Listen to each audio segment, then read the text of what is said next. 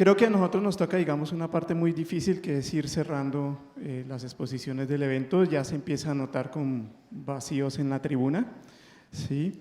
Y es comprensible porque ya son 2 días de trabajo largo y, digamos, muchos de los temas empiezan también a repetirse, y es posible que eso ocurra con lo que yo les voy a comentar. Yo voy a tratar de abordar el tema interconectando 3 cosas: el derecho humano a la alimentación y nutrición adecuada, ¿sí?, la discusión sobre los sistemas agroalimentarios y nutricionales que tenemos, sobre todo una discusión alrededor del sistema agroalimentario y nutricional de tipo corporativista, y la discusión alrededor de los ambientes alimentarios saludables. Pero antes de empezar quisiera como resaltar, digamos, cuáles son los 3 o 4 enfoques que voy a abordar durante la conversación. El primero, recordar qué es el derecho humano a la alimentación adecuada. Es un derecho que, como casi todas y todos en este recinto conocemos, es un derecho humano fundamental, reconocido en la Carta de Derechos Humanos Universal, pero además en el Pacto Internacional de Derechos Económicos, Sociales y Culturales en su artículo número 11 y en la Observación General número 12, que, desarrollando ese artículo del pacto, formuló el Comité de Derechos Económicos, Sociales y Culturales. Una observación que recomiendo repasarla porque ahí, digamos, se explica muy bien cuál es el alcance, el sentido del derecho humano a la alimentación, así también como las obligaciones de los estados y la comunidad internacional respecto a ese derecho.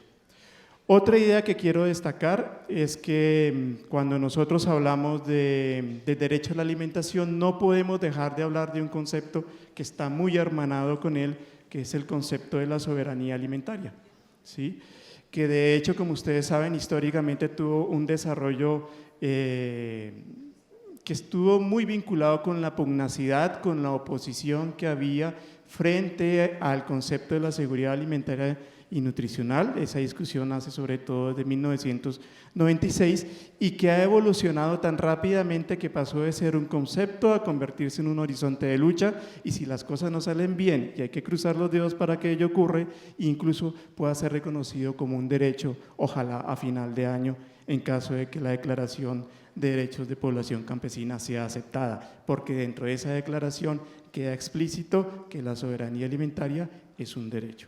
Entonces es otro enfoque que quiero que tengamos muy presente, porque puede que no lo mencione mucho, pero detrás de lo que vamos a conversar están esas ideas.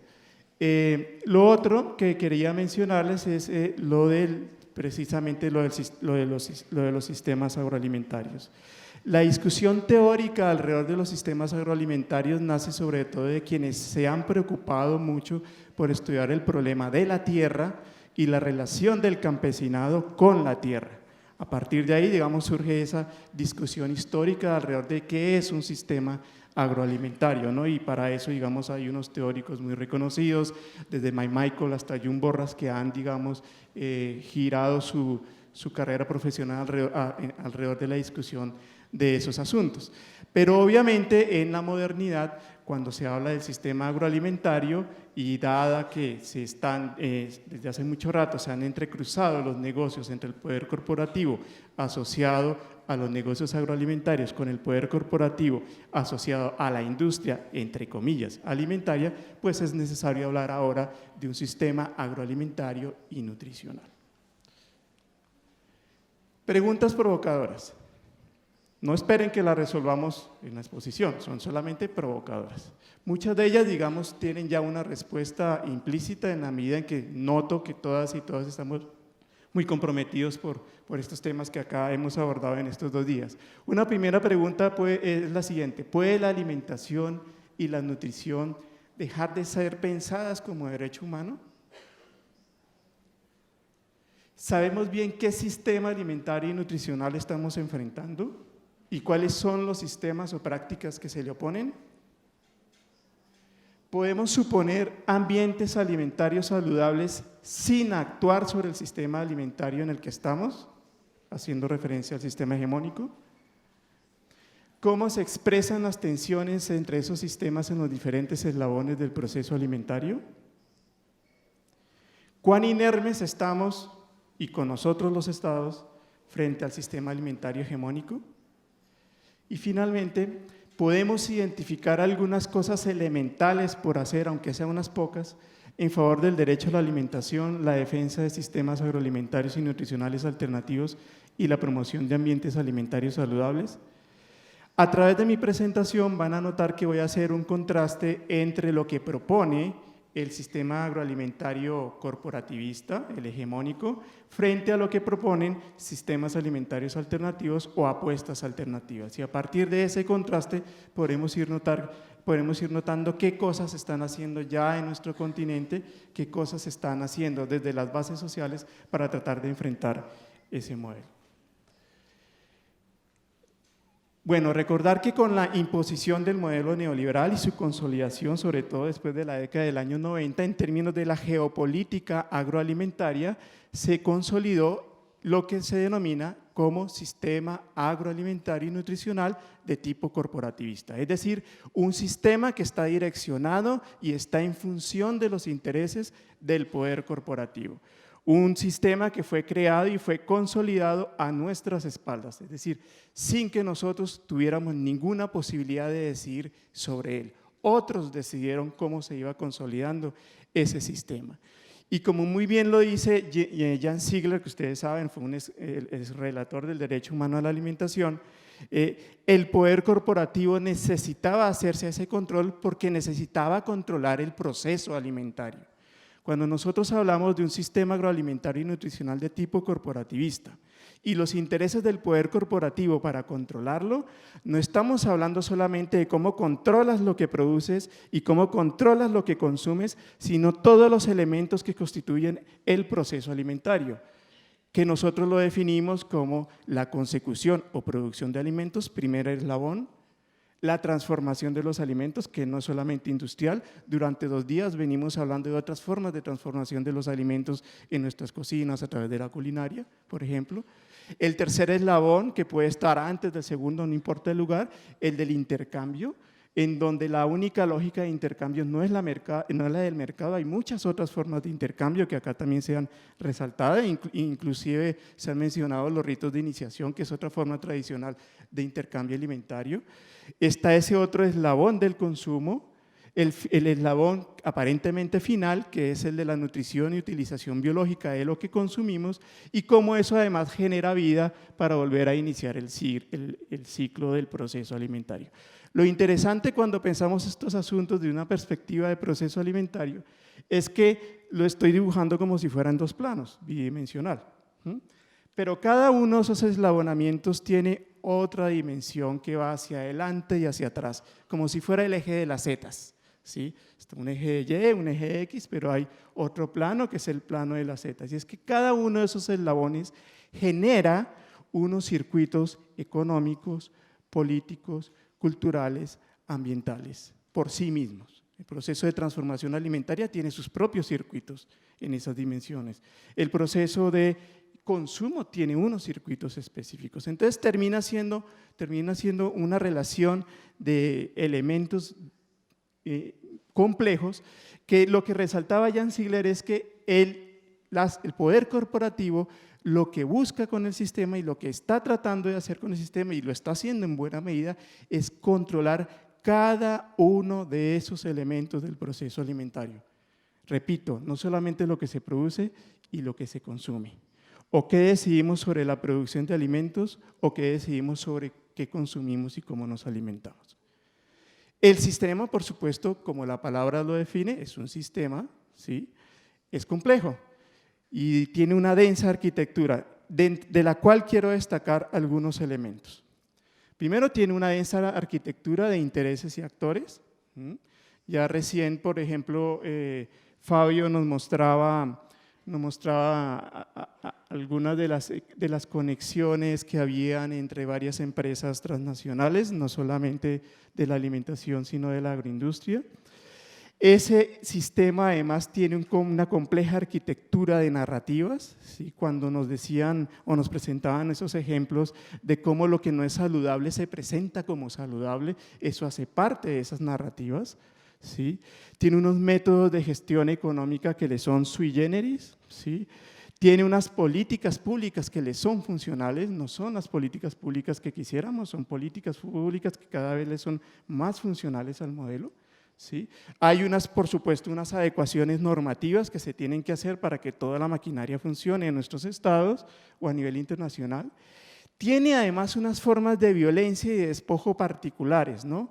Que van desde lo que menciona Zizek o Wendy Brown, alrededor del tema de la violencia subjetiva, la violencia objetiva, la violencia simbólica, ¿sí? Lo que pasa con el sistema agroalimentario y nutricional de tipo corporativista es que son muy expertos en utilizar todas esas formas de violencia, ¿sí? Hasta tal punto que las hemos normalizado y ya no las vemos como violencia.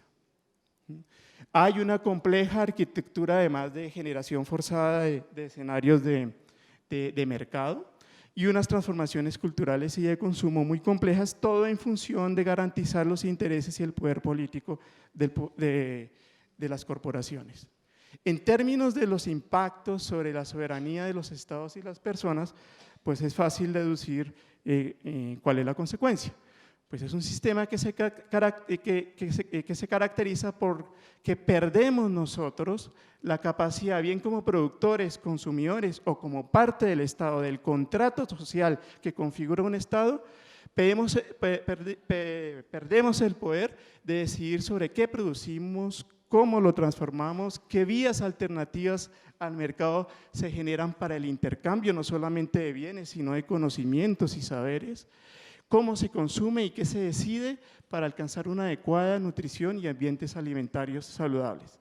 Infortunadamente, esas decisiones y esa pérdida de control están además muy relacionadas con un proceso muy acelerado de captura corporativa y de interferencia de la industria, como ya lo mencionaron algunos de los expositores que me antecedieron, que no solamente se desarrollan al nivel de nuestros estados, sino que se desarrollan también en los espacios multilaterales de decisión, ¿sí? Un ejemplo, creo que ustedes lo conocen muy bien, es cuál será la obsesión de Bill Gates y su mujer, su esposa, ¿sí? A través de la Fundación Bill y Melinda Gates, de hacerse el control con la Organización Mundial de la Salud. ¿Cuál es la obsesión de ellos como para que sean los principales financiadores privados de esa agencia de Naciones Unidas? Todos sabemos que son dos intereses básicos, es el tema de las vacunas y el tema de direccionar política pública global alrededor del tema de nutrición. Y lo que ellos proponen en esa materia está muy vinculado con favorecer intereses de las casas farmacéuticas, ¿sí? Que producen sucedáneos alimentarios de uso intrahospitalario para ver si se pueden empezar a distribuir por fuera de los hospitales para reemplazar los sucedáneos estatales que se dan en situaciones de emergencia. Es un negocio redondo. Bien, vamos a empezar a mirar algunos elementos de contraste entre lo que propone e impone el sistema agroalimentario y nutricional de tipo corporativista frente a las propuestas alternativas. Y vamos a tomar para ese análisis vamos a tomar cada uno de los elementos del proceso alimentario que ya explicamos, ¿no? Que es con producción, consecución, intercambio, transformación, consumo, uso y utilización biológica. Siempre a la izquierda vamos a ver lo que propone e impone el modelo hegemónico y siempre a la derecha vamos a ver lo que propone o trabaja ya y desarrolla con la experiencia del día a día las propuestas alternativas. Hago una aclaración, estos son apenas ejemplos indicativos de caracterización tanto del sistema hegemónico como de las propuestas alternativas. En materia de producción y consecución, ¿qué es lo que propone el modelo hegemónico? Por supuesto, el cultivo de grandes superficies, ¿sí? El cultivo de grandes superficies a través de una dinámica de producción convencional. Últimamente están viendo la producción orgánica como un nicho mercantil muy interesante para ellos, ¿sí? En donde además el monocultivo es su apuesta, ¿sí? El desarrollo del triángulo de la soya, por ejemplo, en Sudamérica, ¿sí? Es un ejemplo de cómo a través de la Organización Mundial del Comercio se favorecen la producción de ciertos elementos para garantizar unas cadenas productivas que están además vinculadas con el desarrollo económico de países que están al otro lado del mundo y no tienen nada que ver con la alimentación propia, que además son elementos que explicaron la crisis alimentaria del 2007 y 2008. Y obviamente eso no lo puede hacer si al mismo tiempo no promueve paquetes tecnológicos con semillas bajo el control de las corporaciones. Del otro lado, ¿sí?, en contraste, ¿qué es lo que proponen los modelos alternativos? Una agricultura familiar campesina y étnica, sobre todo es una apuesta muy sudamericana, aquello de incluir lo étnico, una producción agroecológica como la apuesta vital, ¿sí? De hecho es algo que resalta permanentemente la vía campesina cuando hace sus propuestas políticas alrededor del tema agroalimentario, ¿sí? Y por supuesto junto a eso está muy vinculada la defensa de la diversidad alimentaria, no de la homogeneización alimentaria, ¿sí? En un siglo perdimos el 75% de las variedades de plantas y animales que a principios del siglo XX estaban asociadas con nuestra alimentación. Perdimos el 75% de esa variedad.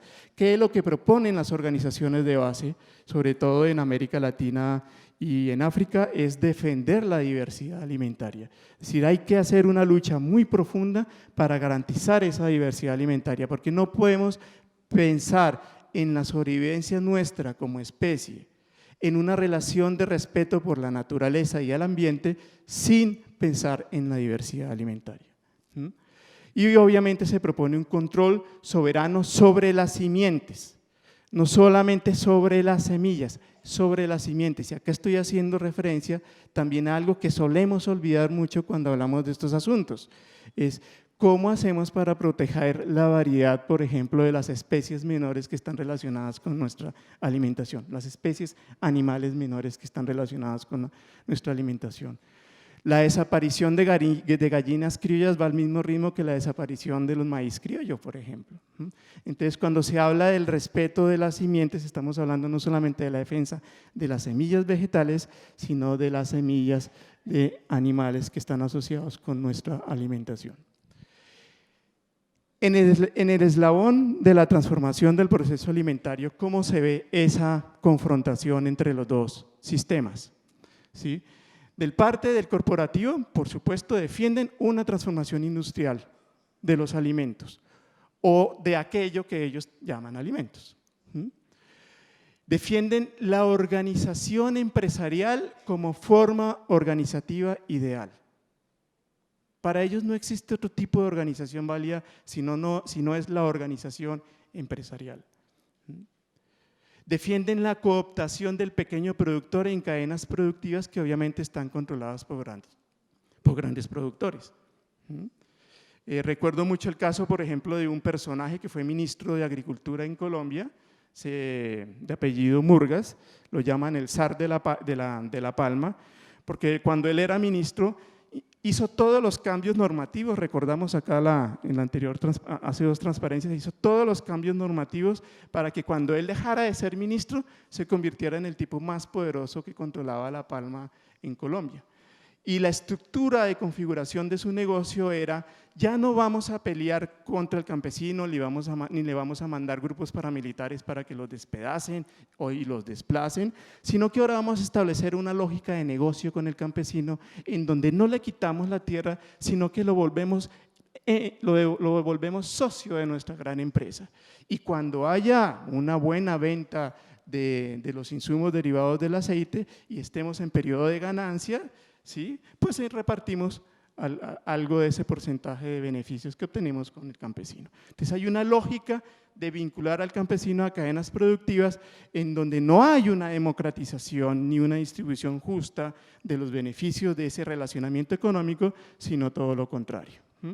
Y por supuesto también promueven la extinción y apropiación de saberes, conocimientos y tradiciones. En contra, los modelos alternativos que dicen: debemos seguir defendiendo la transformación artesanal y tradicional, lo hemos venido insistiendo durante estos 2 días, acá los diferentes expositores y las diferentes expositoras. Defendemos la organización asociativa solidaria, no cualquier forma asociativa. Defendemos formas asociativas de economía solidaria.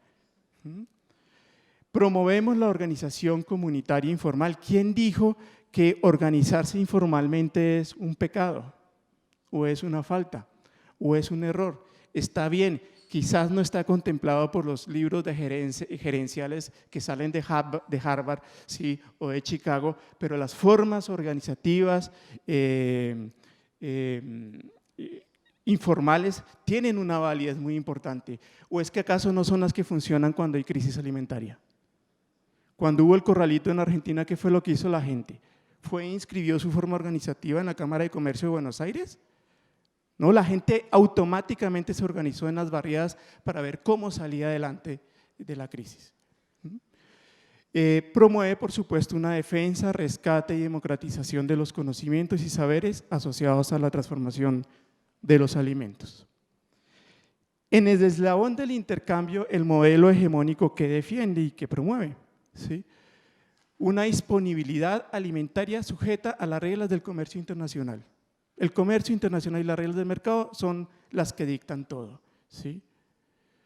El fortalecimiento del poder de los monopolios comerciales, por supuesto, ¿sí?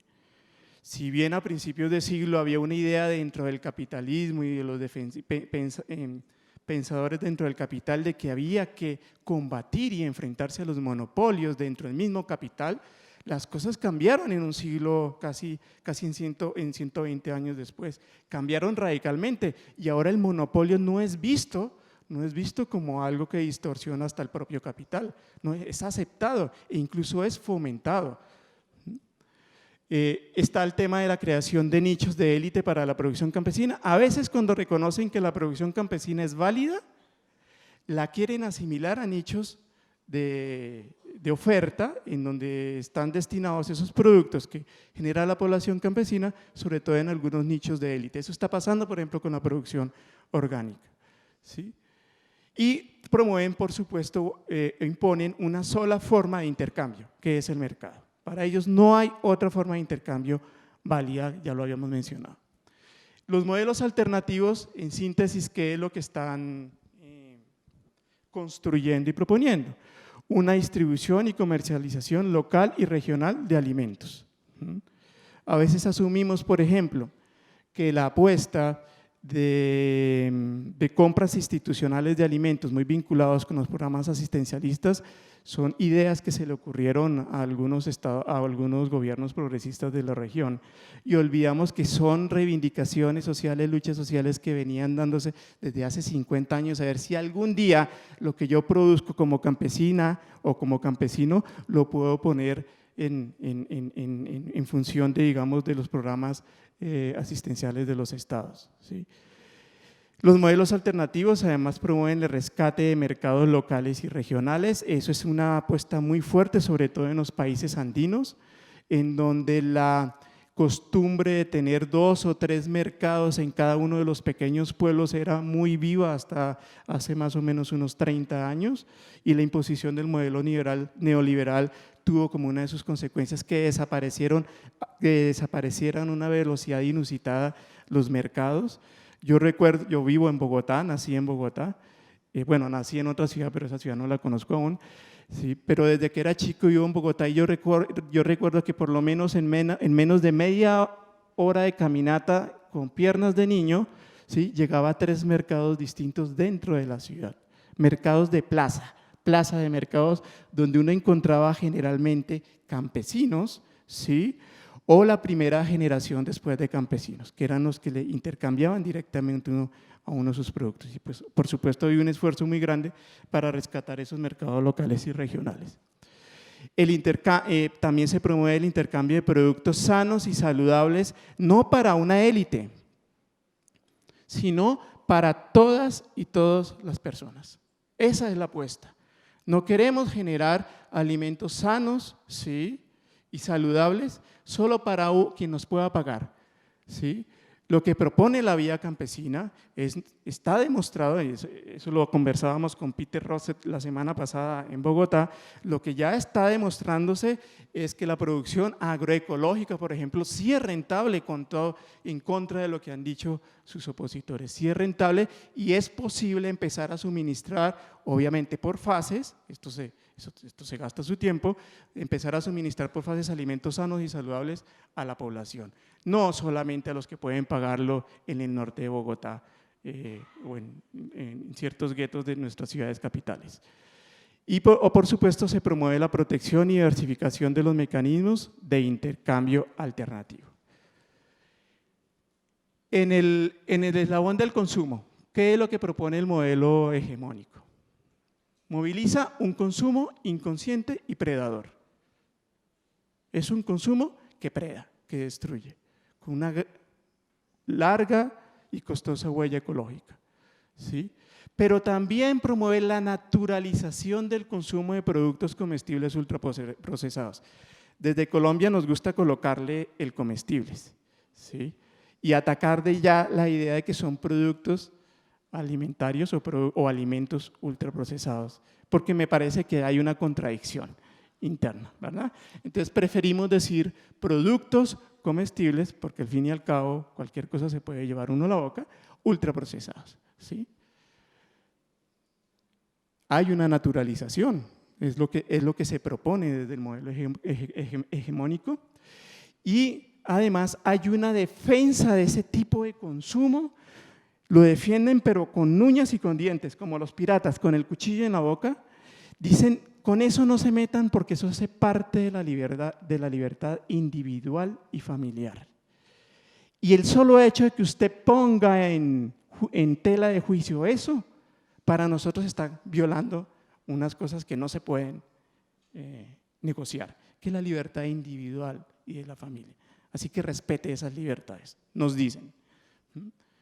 Y lo digo con conocimiento de causa.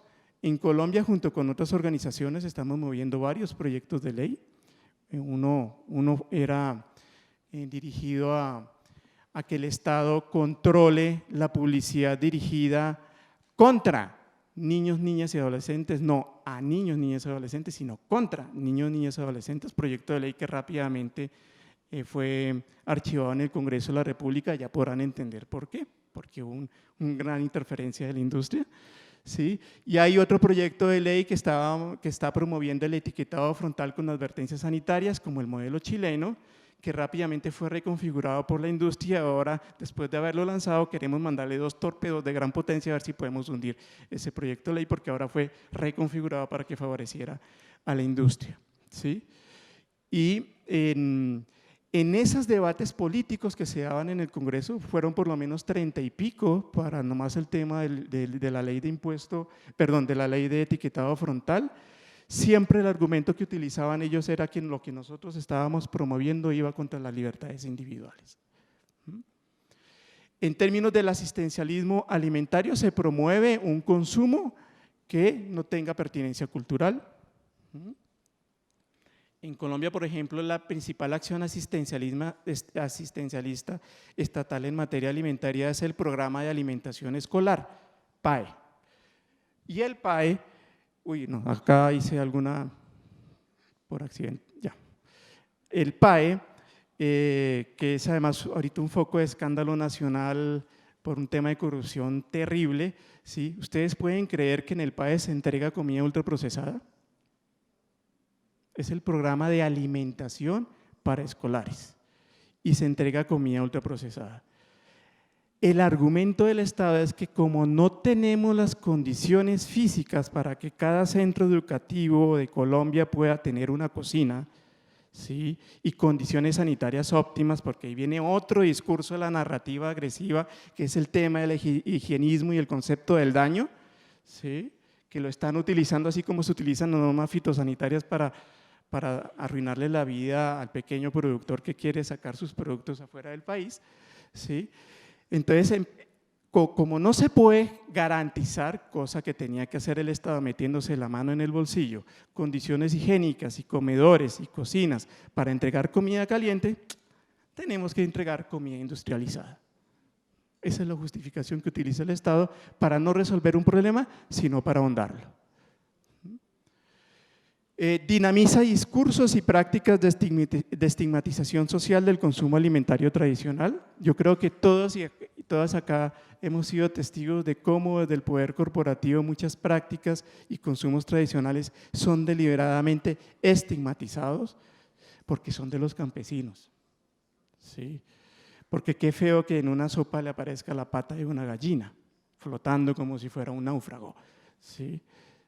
Porque mire que comer panza de vaca está como mal, ¿no? Porque de pronto viene algún parásito por ahí o algo así. Entonces, hay todo un juego de estigmatización de nuestras comidas tradicionales.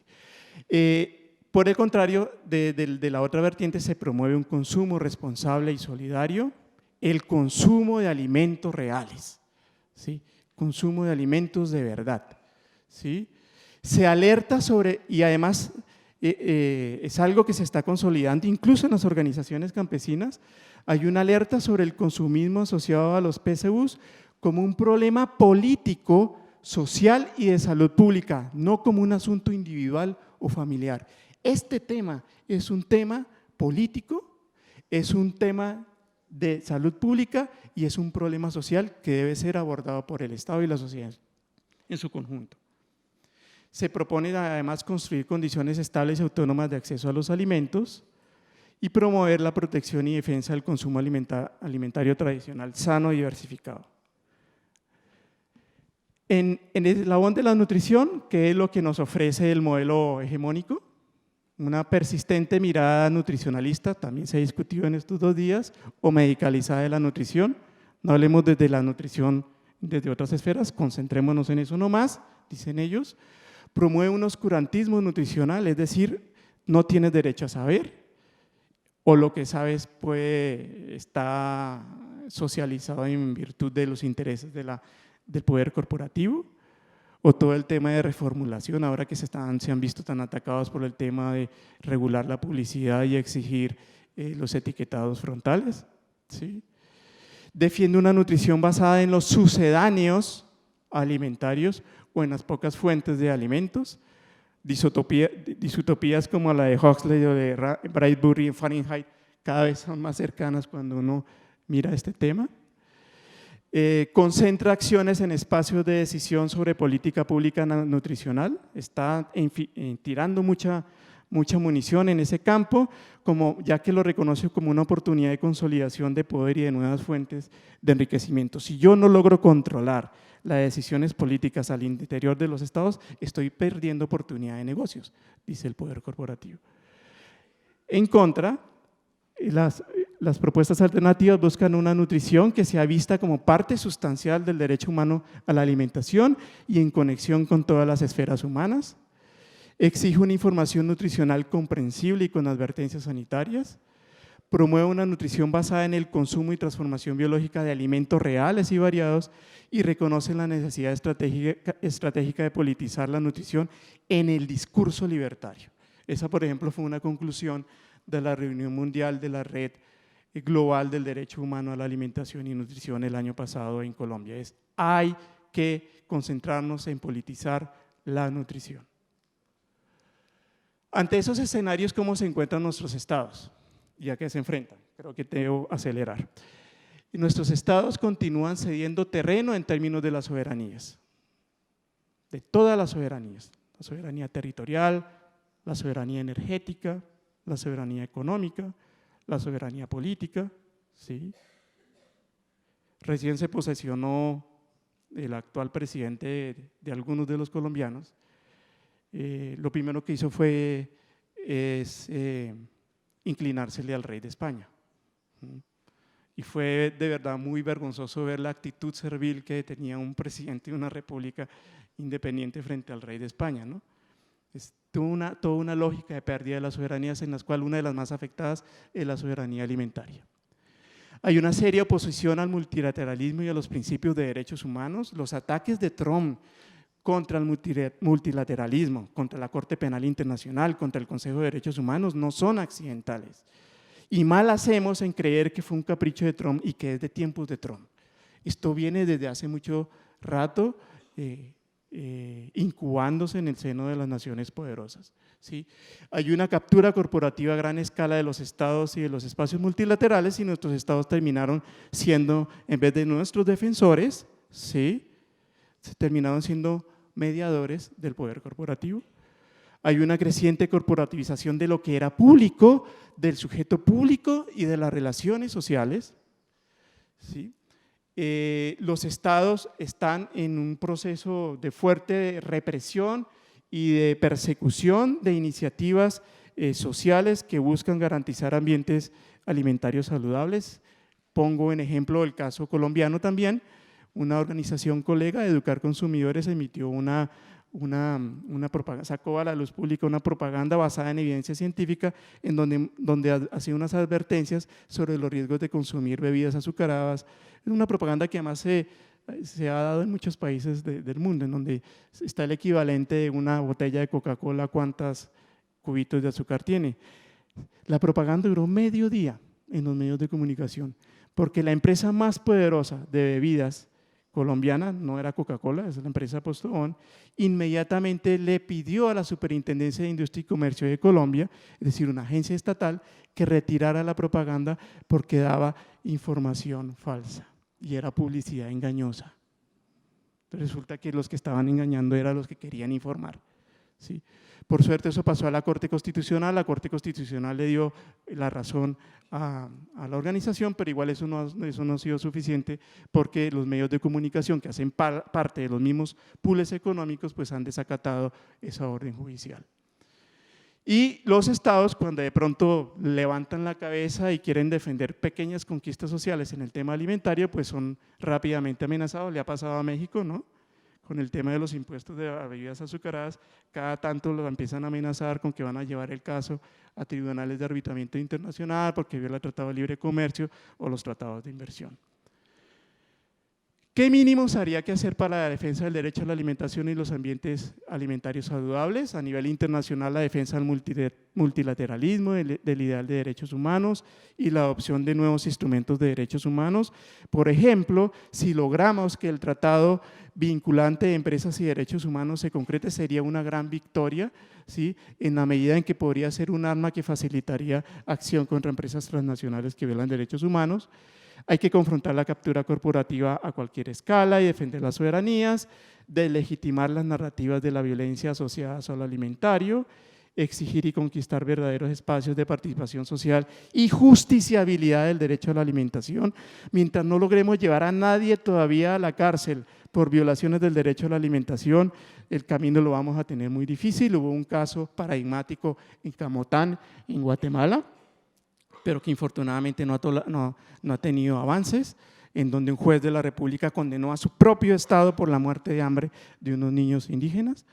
Hay que promover sistemas alimentarios y nutricionales democráticos, afincados en tradiciones regionales locales, con perspectiva del derecho a la alimentación, de la soberanía alimentaria y fortalecer la defensa de los derechos de las mujeres.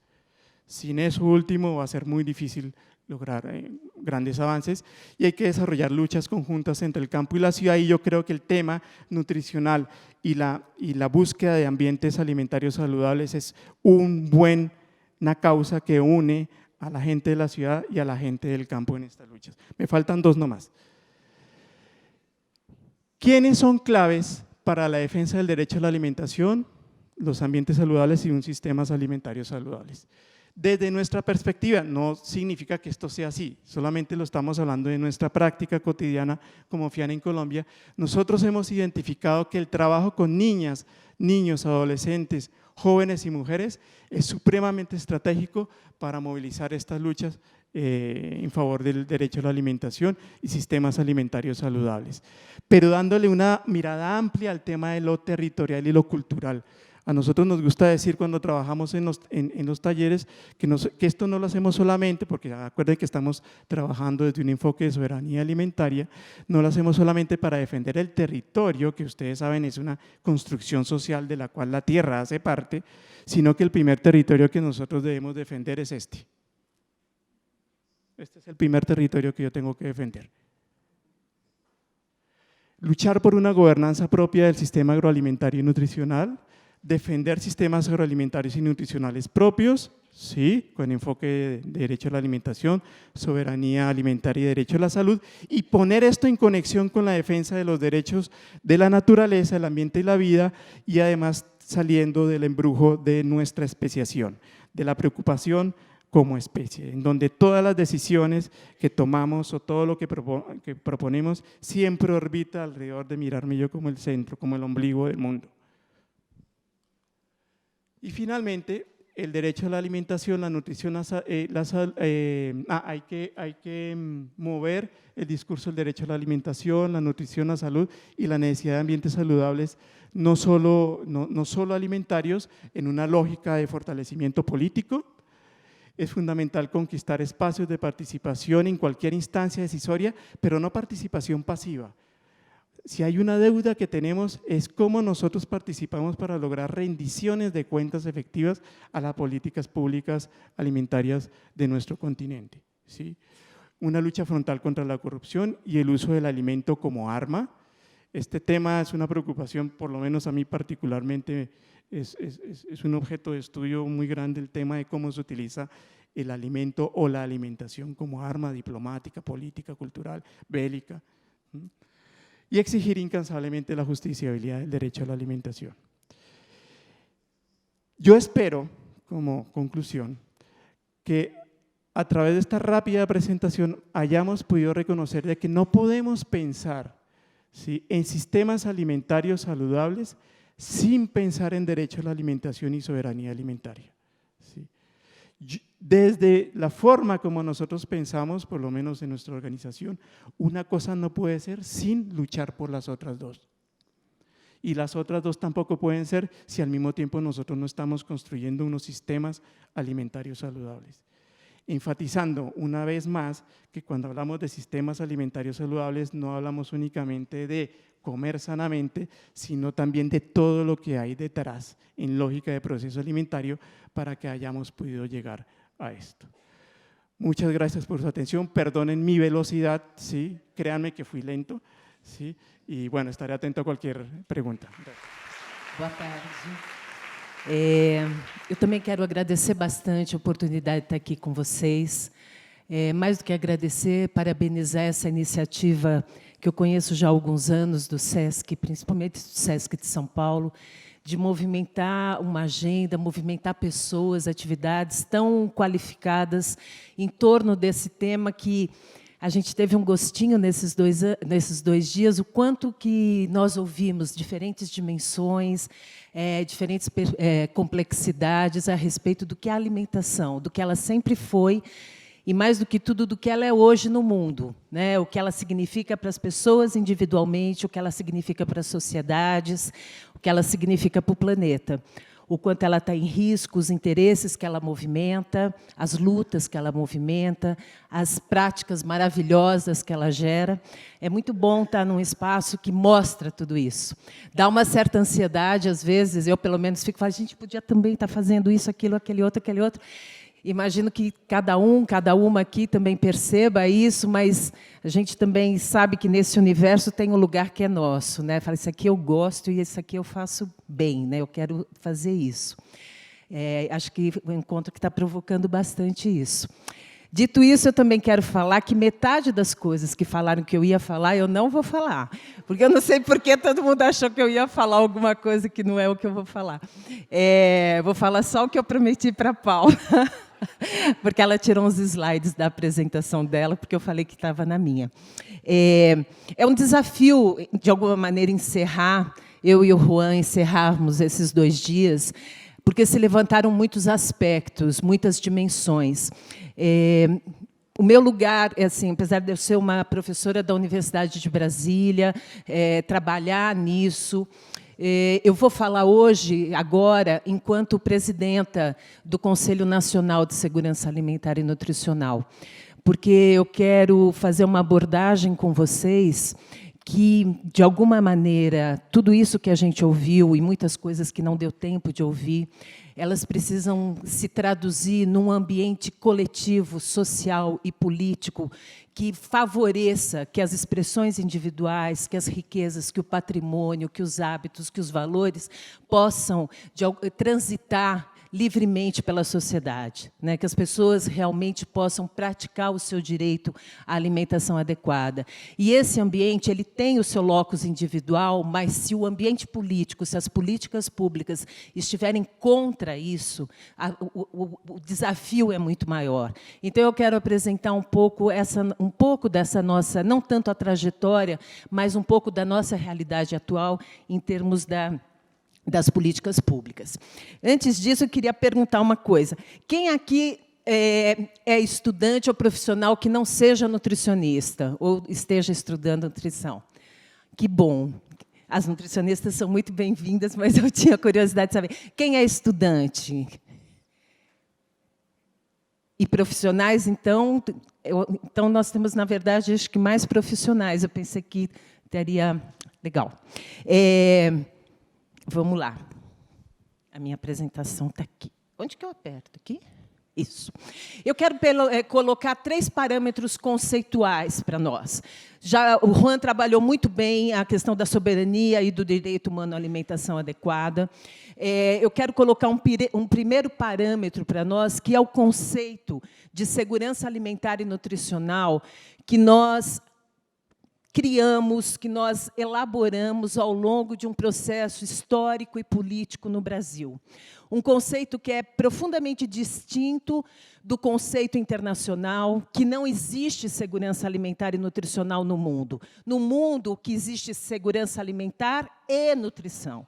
A história política, a história do Brasil, os movimentos sociais, as organizações brasileiras cunharam no seu processo de luta pela democratização, pela igualdade, pelo fim da fome, um conceito que é o conceito de segurança alimentar e nutricional, que abarca praticamente todas as dimensões que nós trabalhamos nesses 2 dias, que é do acesso à terra, do acesso aos recursos naturais, do acesso às sementes, os modos de produção, a justiça ou a injustiça social que se gera, a justiça econômica que se gera nos processos de produção, de comercialização, de transformação dos alimentos, de acesso a eles. Então, o nosso conceito de segurança alimentar e nutricional ele é um conceito extremamente precioso e extremamente poderoso e, consequentemente, extremamente desafiador, porque nós colocamos como responsabilidade, como obrigação do Estado, ao ter que se movimentar para realizar o direito humano à alimentação adequada,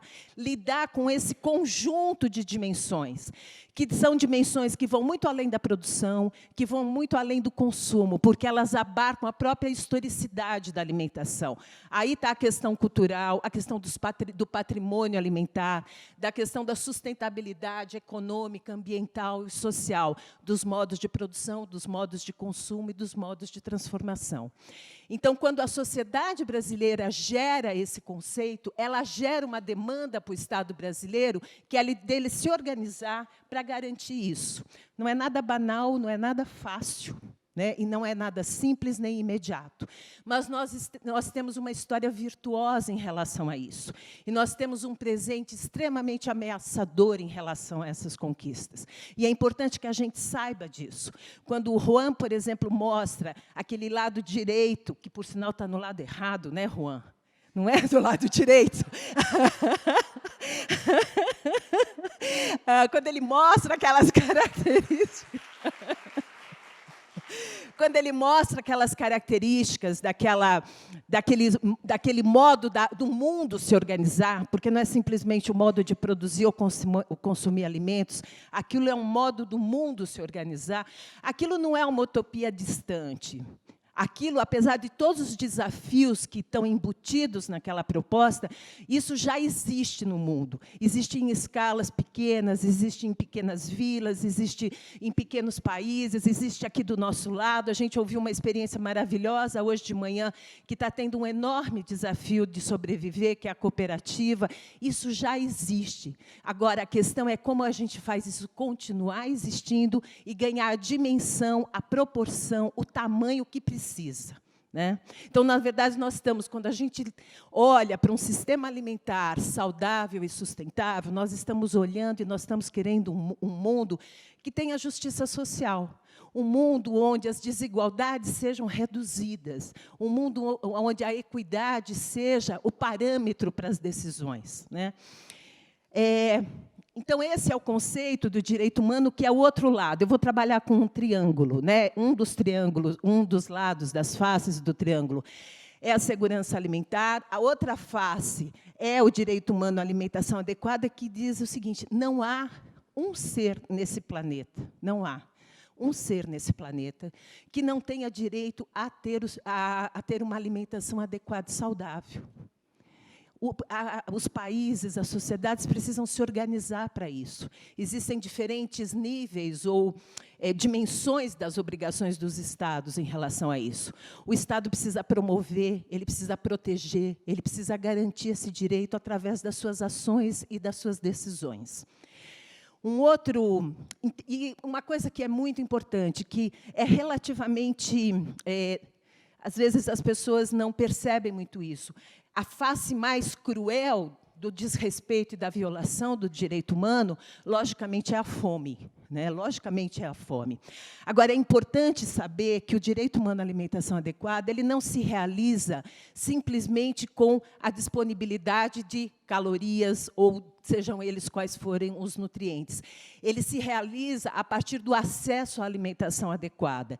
E esse termo, adequada, se vocês forem ler esse documento que o Juan citou, que é o Comentário Geral número 12, onde há um detalhamento do direito humano à alimentação adequada, ele coloca todas essas dimensões da alimentação que têm a ver com os modos de produção, com a questão cultural, com a questão ambiental. Então, não é, entre aspas, simplesmente acabar com a fome com qualquer coisa. É lidar com a erradicação da fome através de processos que promovam dignidade humana, promovam equidade, promovam participação e controle social, que tenha uma ambientação, uma sustentabilidade do ponto de vista cultural. Isso é muito importante quando você pensa em política pública. Por exemplo, uma cesta para uma situação de emergência, para uma comunidade, para um povo indígena, quando você manda açúcar refinado, arroz refinado, farinha refinada, macarrão refinado, você pode até estar acabando com a sensação de fome. Agora, você não está realizando o direito humano à alimentação deles. Tá? Porque não é.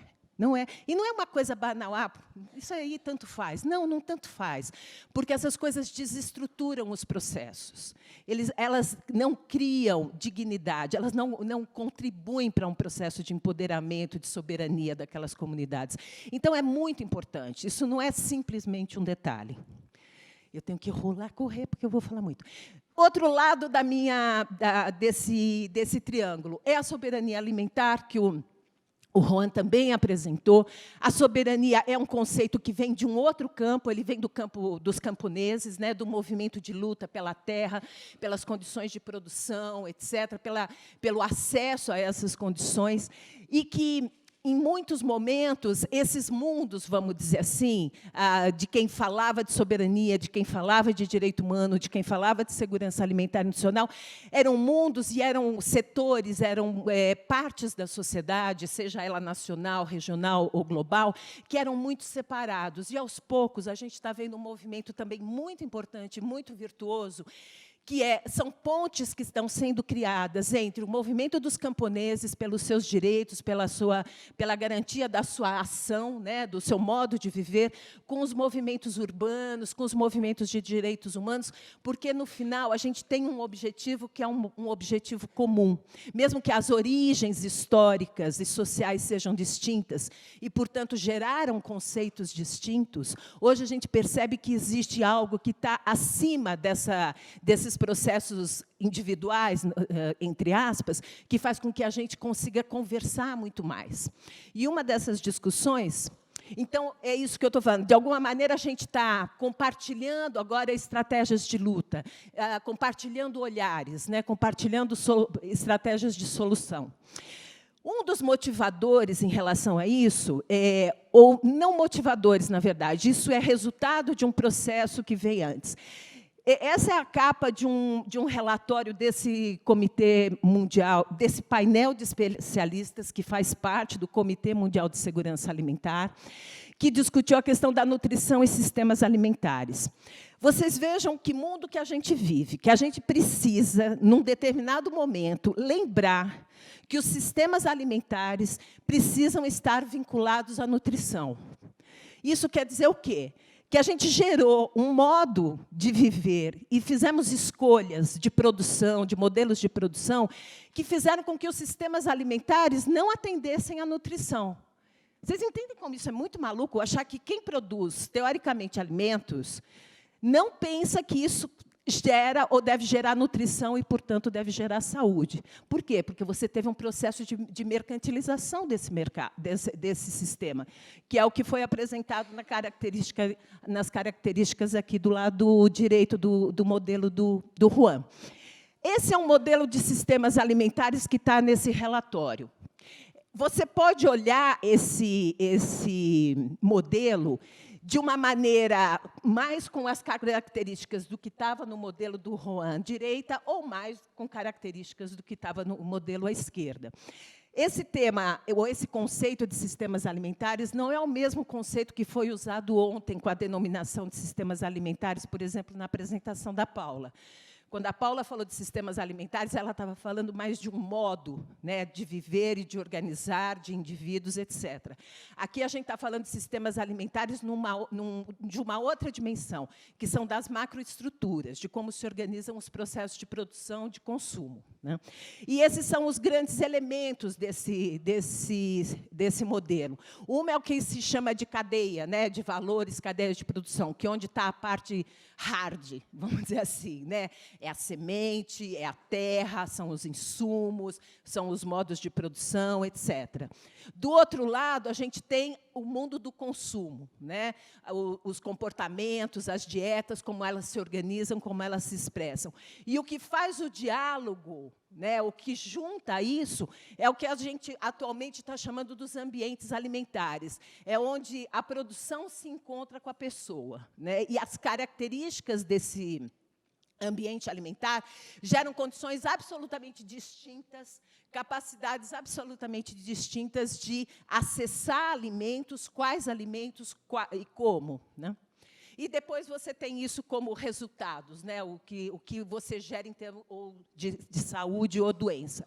Em cima desse modelo, você tem os drivers, né? Os determinantes de diferentes naturezas, econômica, política e social, e que estão aqui. E o que eu queria mostrar rapidamente... Quanto tempo eu tenho? Quem está marcando o tempo para mim? Eu tenho tempo ainda. Ah, tá. Eu queria falar... Tá, a gente tem, então, essa situação. Olhando para o Brasil, a gente tem esses 3 parâmetros que moldaram, de alguma maneira, as políticas públicas que a gente tem no Brasil. Esses 3 parâmetros, eles estão o tempo todo sendo interferidos, sendo modulados por diferentes aspectos, tanto nacionais quanto internacionais, quanto globais. Muitos deles foram falados aqui. Eu vou só pontuar esses elementos para a gente saber quais as estratégias que a gente precisa definir para lidar realmente, ou para pensar na nossa capacidade de transformação desses sistemas alimentares. Isso aqui já foi apresentado, esse é um modelo que rodou muito, isso faz parte de um estudo que a Oxfam fez, onde ela começou... Quanto? Ótimo, obrigada. Que a Oxfam fez, pensando, acho que pela primeira vez, esse modelo tem mais ou menos 10 anos, eu acho, quando ela deu visibilidade a esse processo de concentração. Tá? Esse modelo da Oxfam, na hora que ele foi liberado, o que ele está mostrando? Ele está mostrando para nós a prateleira do supermercado. Né? E o quanto essa prateleira, apesar daquela foto que o Fábio mostrou, daquela enormidade de marcas, de cores, naquela... número interminável de prateleiras, na verdade, é isso aqui. São essas 10 que vão comprando empresas grandes, médias e menores, vão mantendo essas marcas, mas, na verdade, você está falando de uma concentração importante, importantíssima, de concentração de poder político, concentração de poder social, econômico. Agora, o que é pior do que isso é que atrás dessas 10 marcas e todas aquelas fantasias que estão ao redor dela, você tem uma concentração ainda muito mais importante, porque a concentração não se dá só no nível daquele produto imediato que vai para o consumo. Cada vez mais a concentração se dá nos bastidores atrás das prateleiras, vamos dizer assim. E é isso que cada vez mais está ficando evidente, e é isso que coloca, por exemplo, questões como soberania, e não só alimentar, mas soberania em todas as dimensões, absolutamente em risco para a maior parte dos países. Muitas dessas empresas, elas têm PIBs, né? Elas têm orçamentos que são maiores do que muitos países, essas empresas, né? Esse é um relatório que foi lançado em 2017, de um grupo que trabalha com a sustentabilidade, com vários temas de sustentabilidade de sistemas alimentares, onde ele estudou os processos de megafusões. Que são as megafusões? A Monsanto e Bayer, e vários outros exemplos. E eles começaram a estudar o que isso gera, né, em termos de ameaças à nossa capacidade de definir como produzimos, como comemos, quem produz, quem comercializa, etc. Esse é um resumo que foi lançado, acho que há 2 semanas atrás, um resumo em espanhol desse mesmo relatório. O que esse relatório mostra? Existem 2 tipos de concentração, vamos dizer assim, ou de integração. Uma que é a integração vertical, que é eu vendo aquele nuggets daquela caixa de galinha, que eu não sei se tem galinha, mas, mais do que isso, eu tenho a fábrica que faz aquele nuggets, eu tenho o aviário, ou estou negociando, eu tenho contratos do aviário das galinhas, eu tenho também contratos, ou sou dono de quem produz a ração da galinha, e tudo. Então, eu faço uma integração vertical. Ou, então, eu tenho o que eles chamam de integração horizontal. Eu tenho o supermercado, eu tenho o mega supermercado, né, os grandes centros de abastecimento, depois eu tenho supermercados, depois eu tenho o supermercado de bairro, e é tudo meu. Qual que é o problema? Qual que é o problema disso? Se eu tenho da caixa da galinha até o milho da galinha, se eu tenho das grandes plantas de supermercado até o supermercado de bairro, quem é que manda no preço? Quem é que manda no que está disponível ou não está disponível? Né? Por isso que aquele modelo do lado de lá, ele é um modelo tão importante. Por que ele faz? Ele democratiza não só o consumo lá na ponta, ele democratiza todas as etapas do processo. Ele democratiza todo o sistema alimentar. Ele distribui riqueza em vez de concentrar. Ele distribui oportunidades em vez de concentrar. Nós vivemos, há poucos meses atrás, o nível de vulnerabilidade que nós temos num modelo tão concentrado, quando os caminhoneiros entraram em greve, e em 3 dias se gerou uma absoluta hecatombe social, porque as pessoas achavam que não iam ter comida. E talvez não tivessem mesmo, tirando o papel da mídia, né, na geração das sensações de insegurança. De fato, quando você tem um modelo tão concentrado, quando você aperta aquele lugar, tudo para. Tudo para. Então, o processo de descentralização, ele é um processo necessário para que a gente tenha maior variabilidade, que a gente tenha maior diversidade e a gente consiga sair mais rápido de eventuais crises, porque você não depende de uma coisa só. As coisas têm artérias, depois tem capilaridade, né? E se uma coisa não está funcionando bem, você tem outros caminhos, você tem outras rotas que você pode acionar. Esse é a mesma imagem, ficou ruim, porque acho que eu expandi demais, mas é também do mesmo relatório que mostra isso aqui. Olha, isso aqui são empresas que fazem comercialização de matérias-primas. Aqueles 4 produtos, por exemplo, que alimentam toda a indústria de ultraprocessados. Pensando na distribuição das diferentes, olha o tamanho dessa aqui. Tá? A diferença do que ela concentra em termos de comercialização no mundo, não é num país, não, é no mundo, em relação a essa segunda, né, que são essas 3 aqui, estão a seguir. E olha aqui. Então, você tem um processo de completo domínio do sistema alimentar. Quais são as consequências disso? Primeiro, você está acabando com renda e autonomia, porque se eu controlo a comercialização e a produção, eu dito o preço do que eu vou comprar, né? E quando eu desisto de comprar, eu quebro todo mundo que está atrás de mim. Consequentemente, você tem processos de produção que geram um impacto ambiental profundo. Você homogeneiza os processos de produção, e isso é uma lei básica. Você está indo contra a natureza quando você vai para processos de homogeneização, sejam eles quais forem, porque a vida demanda diversidade. Uma das leis básicas da vida é a diversidade, em qualquer dimensão, né? Consequentemente, você também atua no que se chamou do controle corporativo das políticas públicas. Isso está acontecendo direto. Paula deu exemplo do que aconteceu na Anvisa.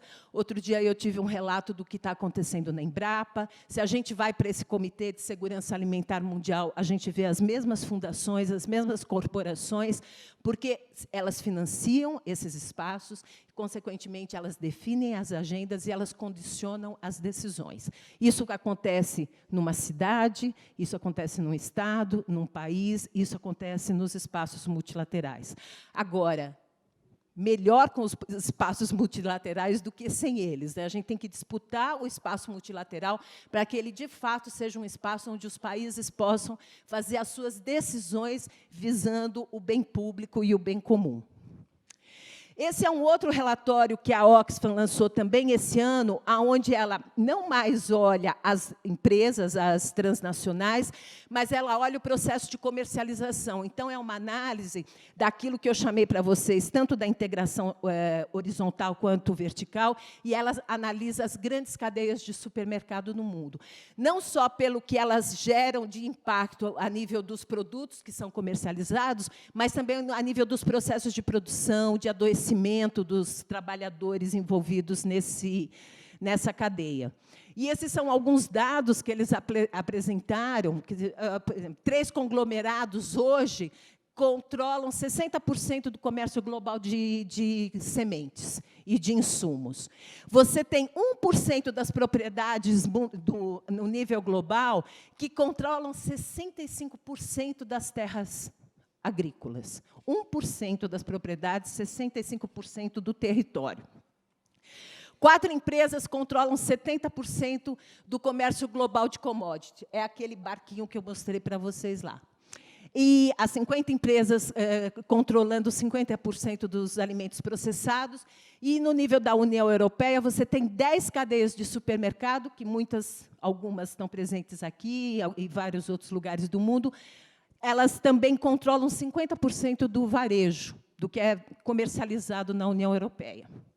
Esse é um outro relatório que vai estar sendo lançado agora, que é desse Observatório de Direitos Humanos, que mostra uma outra face das ameaças que a gente tem hoje no sistema alimentar. Eles estão discutindo especificamente o que eles chamam da questão da era digital na alimentação, ou no sistema alimentar.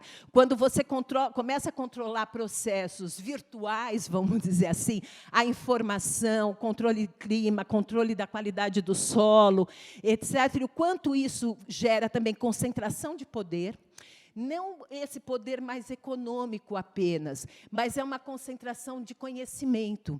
Então, aquele primeiro relatório que eu mostrei para vocês, do Muito Grande para Nos Alimentar, ele fala que o grande risco hoje é que essas empresas, elas não estão tão interessadas, é lógico que elas também estão interessadas nisso, mas elas não estão tão interessadas na unificação ou na fusão dos seus processos de produção. Elas estão interessadas na fusão dos seus processos de conhecimento. Elas controlam o conhecimento. E isso também é algo que fere frontalmente a nossa soberania. Esse é um outro relatório também que Por que eu estou mostrando todos esses relatórios? Porque esse é o tema da hora, vamos dizer assim. A gente acordou assim, algo que estava na nossa frente o tempo todo, para mostrar assim, o quanto essas lutas locais que nós temos, o quanto é importante você apoiar a estruturação da agricultura familiar, a transição agroecológica na sua cidade, o quanto é importante porque você está trabalhando no contrafluxo de um movimento hegemônico, num movimento que gera profundas e aprofunda as diferenças que nós temos hoje. E eles fazem, esse outro documento, ele faz um pouco uma discussão a respeito dos vínculos, né, do nexo entre saúde e alimentação, que muitas vezes a gente não estão sendo tão visíveis, né, em relação aos impactos. Então, por exemplo, uma coisa que é oculta, que às vezes a gente, talvez na discussão de agrotóxico, a gente fale um pouco disso, mas não fala tanto quanto deveria, que é o impacto de quem está envolvido nesses modelos de produção, o impacto na saúde desses trabalhadores. O relatório da Oxfam de supermercados fala um pouco isso. O impacto na saúde, por exemplo, das pessoas que trabalham nos grandes frigoríficos. Um trabalho extremamente desumano, em termos de condições, em termos de ritmo, etc. Questão da contaminação ambiental, que dá um impacto na saúde, logicamente. Isso vai gerando alimentos contaminados, inseguros e alterados, porque esse modelo de produção, como ele é insustentável, o tempo todo você está quase numa loja, um elefante numa loja de cristal. Né, esses grandes problemas sanitários que acontecem a nível global, a febre viária, a questão da vaca louca, tudo isso são coisas que têm um volume, uma intensidade de risco devido ao modelo de produção. Os padrões dietéticos não saudáveis, que a gente trabalhou muito, e isso gerando também um processo de insegurança alimentar, porque esse modelo, apesar de falar, ele se justifica pela produção de alimentos para alimentar os bilhões de habitantes desse planeta, presente e futuro, mas, na verdade, continuamos com praticamente 1 bilhão de pessoas passando fome.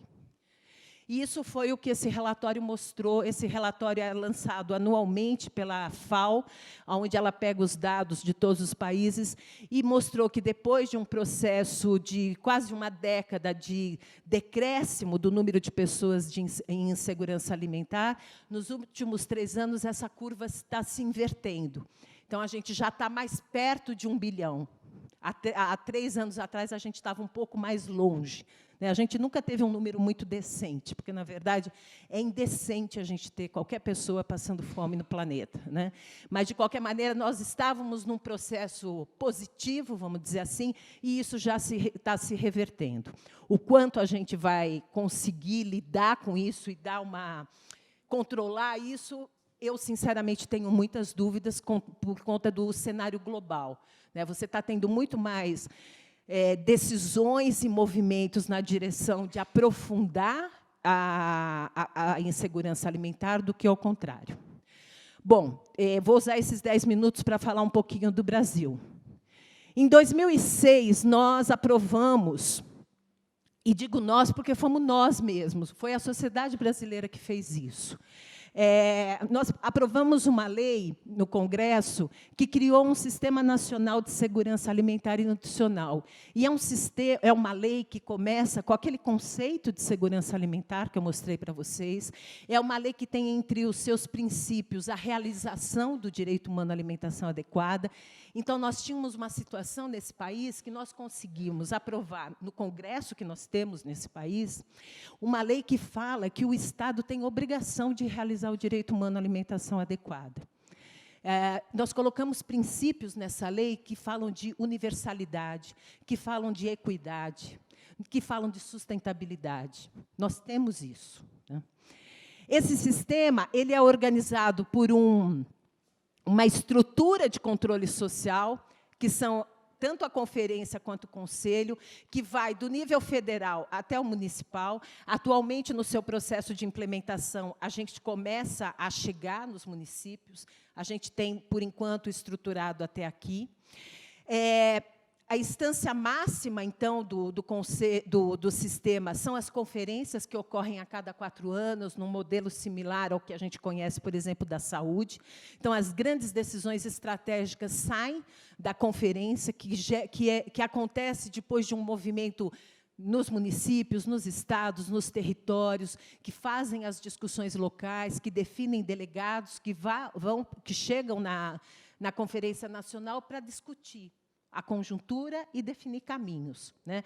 A partir dessas decisões, o Conselho trabalha com isso, né? Eu vou falar só desse nível para ganhar tempo, mas isso tem similaridade nos outros níveis da administração. Aqui no Conselho, a gente junta a sociedade civil e governo. O Conselho Nacional, por exemplo, ele é um conselho que tem uma diversidade admirável, no sentido de que diferentes setores da sociedade brasileira estão lá.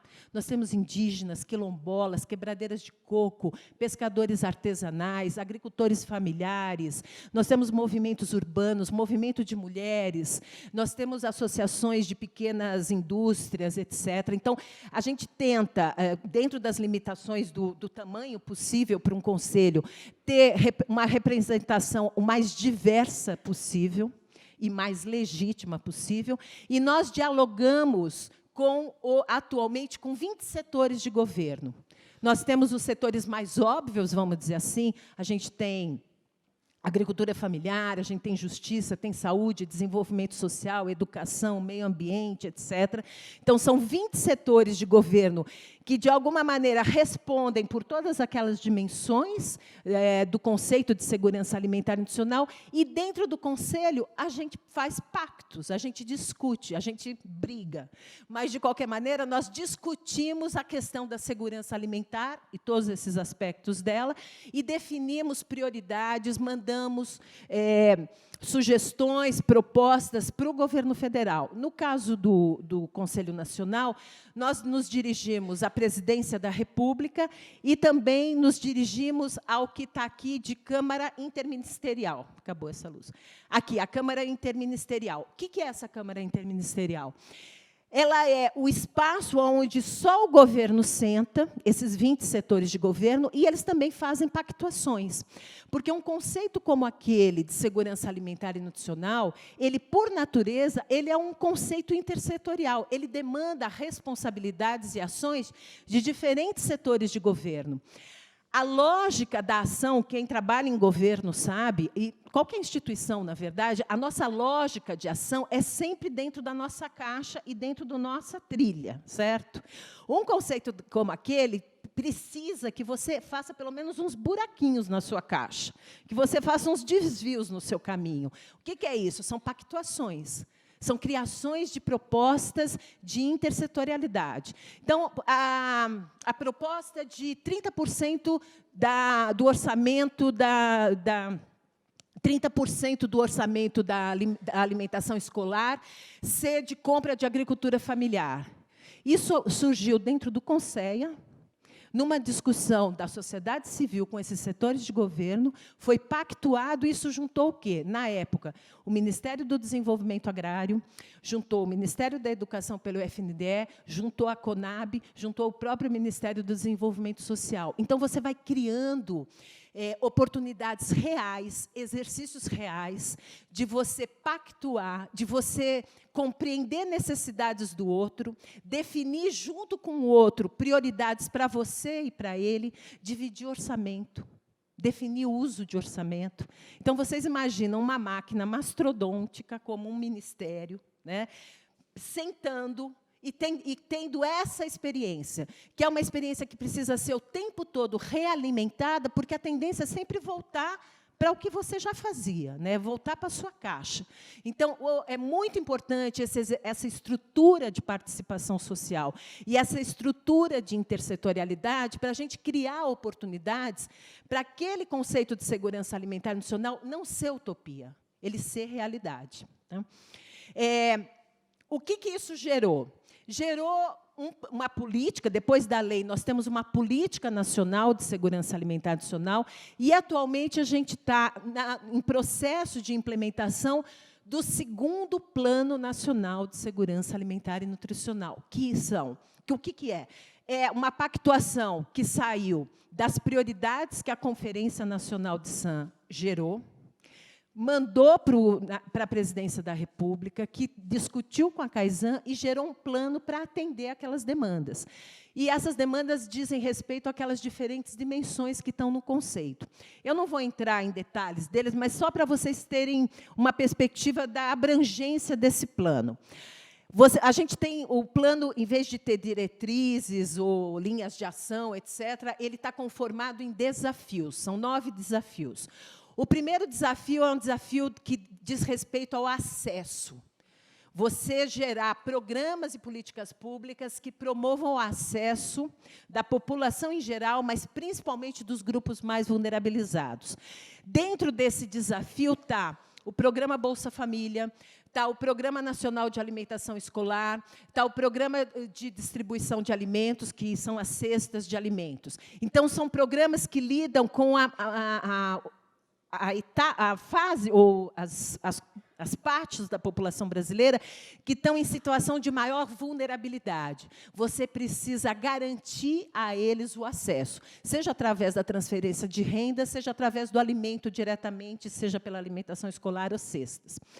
O segundo desafio, ele também está lidando com acesso, mas aí não só acesso, mas também modos de produção, etc., focando nos grupos ainda mais vulnerabilizados, que são os povos e comunidades tradicionais e as populações indígenas. Não vai dar tempo. Posso atrasar um pouquinho? Tá. Por quê? Porque você tem um tal grau de exclusão e desigualdade na nossa sociedade que programas universais não são suficientes para chegarem em determinadas populações ou comunidades, porque o nível, obrigada, porque o nível de exclusão deles é maior, ou mais do que isso, ou além disso. Os modos de vida dessas populações são distintos, então eles precisam de ações específicas. Então, quando você pega uma comunidade quilombola, a dinâmica ou a lógica de garantir a segurança alimentar deles é completamente diferente de uma família de baixa renda de uma cidade, de um ambiente urbano. Garantir a segurança alimentar e nutricional de uma comunidade quilombola é garantir a terra, é garantir território, é garantir semente, é garantir modos de comercialização da sua produção, né? É garantir o seu patrimônio alimentar. Então, você precisa ter programas que tenham também essa sensibilidade, essa característica de atender à especificidade desses grupos. Nossa, eu mudei tudo isso? Tá. O terceiro desafio diz respeito à questão da produção. É nesse desafio que estão os programas ligados a apoio, incentivo, a assistência técnica, etc., ligada à agricultura familiar e também à transição agroecológica. É também nesse desafio que está ligado às questões de abastecimento. O programa de aquisição de alimentos que a gente ouviu hoje de manhã está dentro desse desafio. O quarto está ligado ao abastecimento, que é um dos grandes nós que a gente tem no Brasil. A gente perdeu completamente a capacidade de regulação. O Estado brasileiro abdicou, há cerca de 20 anos atrás, da sua capacidade de regular o mercado de abastecimento. Hoje ele é praticamente todo privatizado e a gente sofre as consequências disso, né? O quinto desafio diz respeito à questão de você ter estratégias de educação alimentar e nutricional e medidas regulatórias. Então, essa questão da tributação, a questão da rotulagem, da publicidade, está nesse ambiente, está nesse desafio. O sexto desafio tem a ver com a estruturação da atenção nutricional no Sistema Único de Saúde, né? Então, desde a questão da promoção da alimentação saudável, prevenção das doenças que tenham relação com a alimentação, ao cuidado também das doenças crônicas. O sétimo desafio tem a ver com a água para beber e água para produzir. O oitavo desafio é um desafio interno, vamos dizer assim, que é a estruturação do próprio sistema. Então, você ter estratégias que garantam que os estados e os municípios tenham conselhas, tenham câmaras intersetoriais. E o nono desafio diz respeito à questão internacional. toda essa experiência que o Brasil gerou em segurança alimentar e nutricional, a partir do Fome Zero, de 2003, etc., ela gera uma experiência que é uma experiência que foi muito compartilhada com inúmeros países, numa outra estratégia de política externa brasileira, uma estratégia muito mais horizontal, né, no sentido dos países da América Latina, nos países africanos, etc., de intercâmbio de experiências, de apoio técnico e também de assistência humanitária. Eu vou falar rapidamente para vocês, desculpa a falta de qualidade dessa imagem, mas eu não consegui achar a imagem original. Isso, eu quero conversar com vocês agora, nessa etapa final, um pouco o que está acontecendo agora. Porque muito do que eu falei para vocês é uma história que existiu, eu não inventei nada disso, tudo isso existe. Os resultados que nós conseguimos também foram reais. Agora, a gente tem uma situação de profundo desafio nesse momento, que é a questão da sustentabilidade dos resultados que nós alcançamos. A maior mostra do risco que nós sofremos é o que a PNAD, que está sendo analisada agora, a última PNAD mostrou, a respeito do que aconteceu com os números ligados à extrema pobreza, que essa linha azul, e os números de pobreza no Brasil. Os últimos dados mostram que a gente estava numa trajetória de descendência, que vai até mais ou menos a 2014, e ela começa a subir. E os dados da PNAD mostram já que os dados atuais, a situação de extrema pobreza em 2017 é a mesma que a gente tinha em 2005, 2006. Então, em apenas 2 anos, a gente conseguiu regredir tudo isso, né? Regrediu em torno de 10 anos. E a mesma coisa aconteceu com a pobreza. Ela também voltou a patamares de 2011, coisa de 7 anos. Por que tão rapidamente você já começa a ver esse tipo de resultado? Porque, apesar de a gente ter conseguido muita coisa, bons resultados, da gente ter tido um impacto importante, nós mexemos somente com a superfície dos nossos problemas. E é importante pensar que foi muito importante mexer nessa superfície, porque nós conseguimos resultados que geraram melhor qualidade de vida para muitas pessoas, mas nós não mexemos na raiz das desigualdades brasileiras. Nós não geramos processos de acesso real à terra, processos de educação, de capacitação profissional, processos de acesso a financiamento para os agricultores. Isso tudo aconteceu, mas não aconteceu na dimensão que estruturasse uma nova realidade. Então, em poucos anos, você percebe que você pode perder tudo, e isso é real. E por que a gente está perdendo tudo? Porque a crise política e a crise econômica brasileira, ela teve endereços certos. Toda a falta de orçamento público, ela foi direcionada para alguns setores. E eu quero mostrar esses dados para vocês para terminar. Eu teria dados mostrando, passo a passo, de todos os desafios, aonde que as coisas estão regredindo, mas eu não vou me deter para não atrasar o nosso diálogo aqui coletivo. Uma coisa que foi muito importante e que é estratégico a gente reverter foi a Emenda Constitucional 95, que fez um teto de gastos por 20 anos. Esse teto de gastos está dirigido a políticas sociais, a educação, a saúde, a assistência social, promoção de grupos mais vulnerabilizados. Isso está asfixiando todos os programas. Isso está asfixiando. E não é por falta de orçamento público, quando você olha a distribuição do orçamento público, ele vai para alguns lugares e não vai para outros. Isso é uma escolha política. Isso é uma escolha de quem definiu que o corte é aqui e não ali. Onde que aconteceram os cortes? Isso aqui eu não vou mostrar agora. Os cortes aconteceram.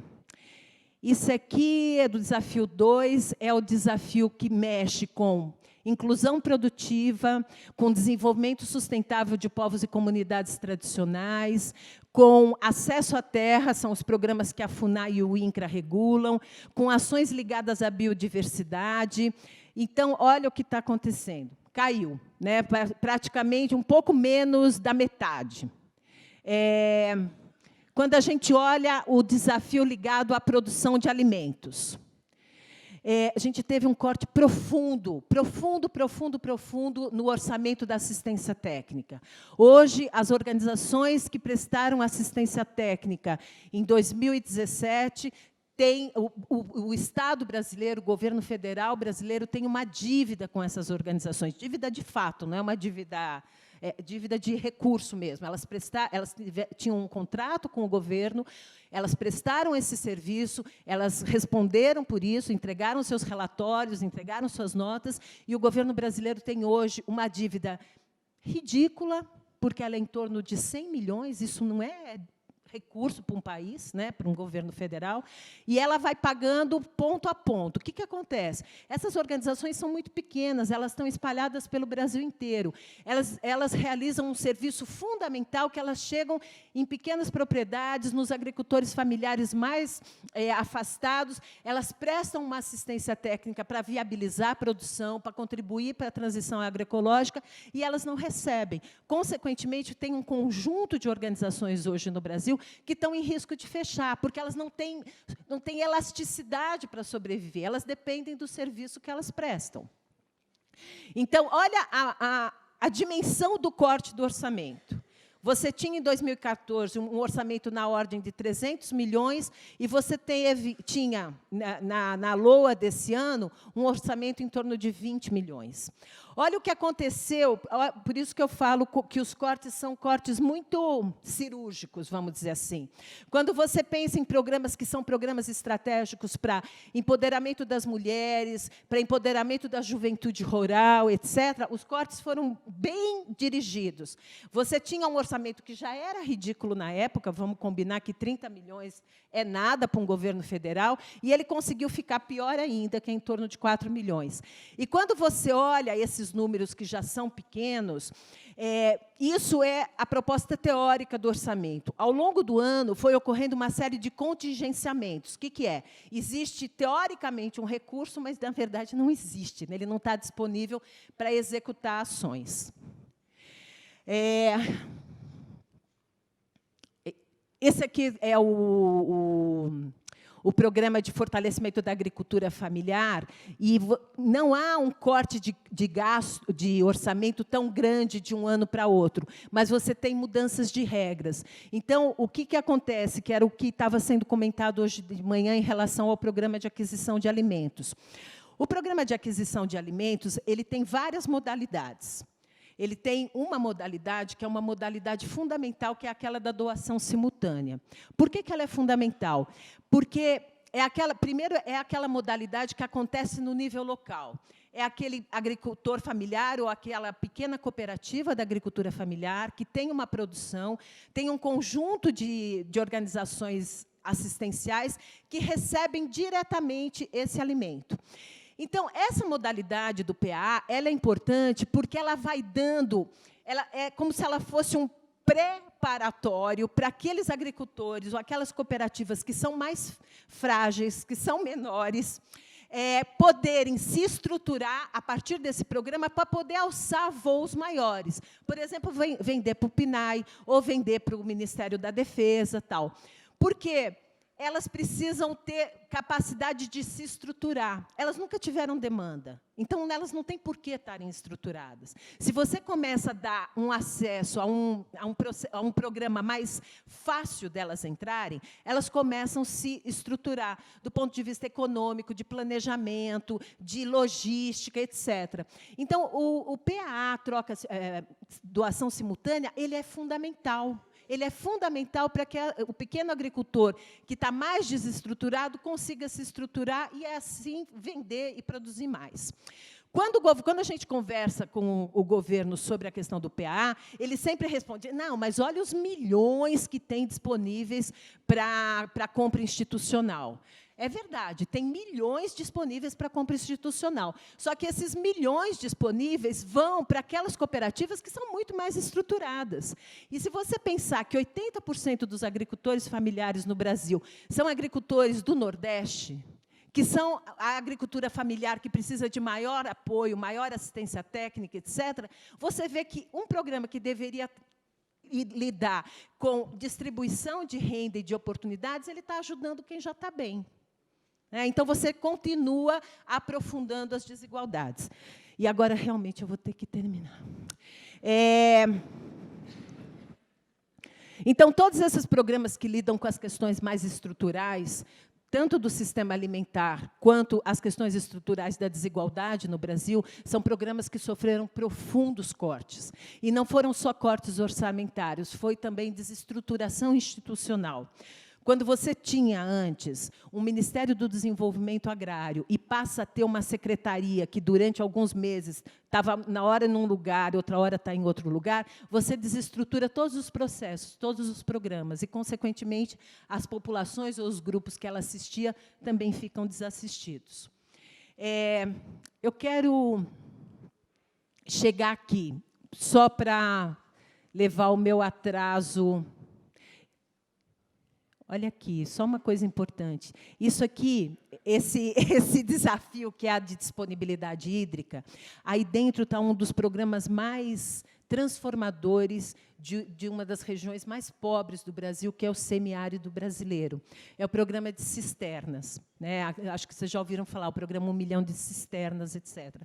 O programa 1 milhão de cisternas ele é resultado de uma experiência da sociedade civil brasileira, do semiárido, pequenas organizações do semiárido brasileiro que desenvolveram uma tecnologia social, que são as cisternas de placa, onde quem constrói a cisterna é a própria comunidade, e, junto com a cisterna, não é simplesmente construir um negócio que vai água e fica lá guardado.